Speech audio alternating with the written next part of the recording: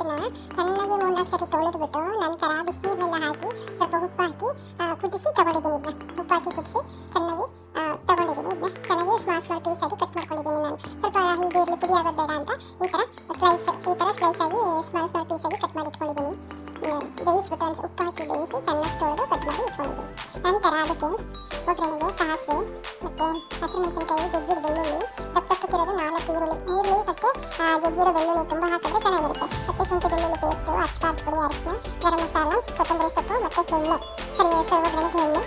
ಇವಾಗ ಸ್ವಲ್ಪ ಉಪ್ಪು ಹಾಕಿದ್ದೀನಿ. ಇದಕ್ಕೆ ಬಿಸಿನೀರಲ್ಲಿ ಅದು ಬೇಯೋಕ್ಕೆ. ನಂತರ ಇದಕ್ಕೊಂದು ಸ್ವಲ್ಪ ಬೇಕು, ಒಂದು ಸ್ವಲ್ಪ ಉಪ್ಪು ಸೇರಿಸ್ತೀನಿ. ಅಂತ ಒಗ್ಗರಣೆ ಆದಮೇಲೆ ಸ್ವಲ್ಪ ಉಪ್ಪು ಇದಿಷ್ಟೇ ತೊಗೊಂಡಿದ್ದೀನಿ. ಈಗ ಹೇಗೆ ಮಾಡೋದು ಅಂತ ತೋರಿಸ್ತೀನಿ.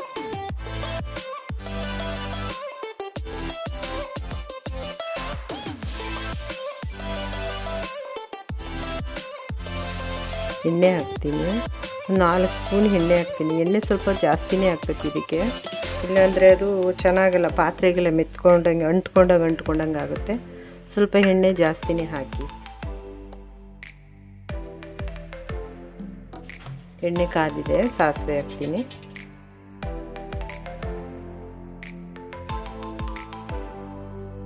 ಬೆಳ್ಳುಳ್ಳಿ ಹಾಕ್ತೀನಿ, ಜಜ್ಜಿರೋದು. ಬೆಳ್ಳುಳ್ಳಿ ಪೇಸ್ಟ್ ಹಾಕ್ತೀನಿ.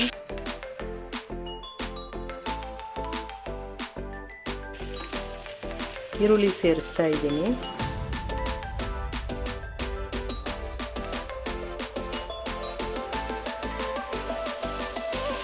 ಹಸಿಮೆಣಸಿನಕಾಯಿ ಹಾಕ್ತಾ ಇದ್ದೀನಿ. ಈ ಬ್ಲೆಡ್ ಎಲ್ಲ ಸೇರಿಸ್ತೀನಿ.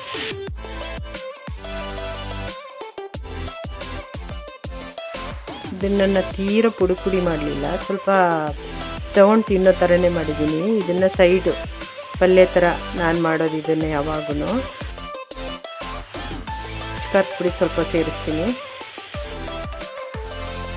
ಅರಿಶಿನ ಪುಡಿ ಸ್ವಲ್ಪ ಸೇರಿಸ್ತಿದ್ದೀನಿ, ಗರಂ ಮಸಾಲ,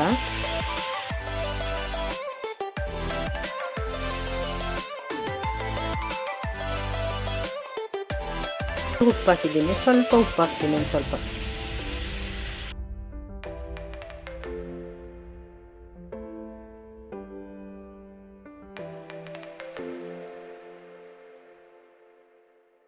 ಇದಕ್ಕೆ ನೀರು ಏನು ಸೇರಿಸೋದು ಬೇಡ.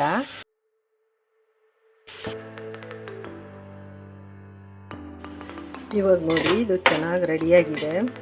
ಒಂದು 5 ಮಿನಿಟ್ಸ್ ಮುಚ್ಚಿದೆ, ಎಲ್ಲ ಹಾಕಿ ಮಸಾಲೆನ. ಸೂಪರಾಗಿ ರೆಡಿಯಾಗಿದೆ.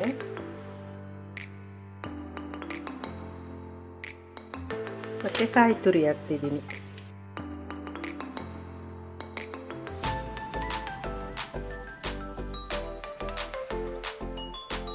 ಇವಾಗ ನೋಡಿ ರೆಡಿಯಾಗಿದೆ.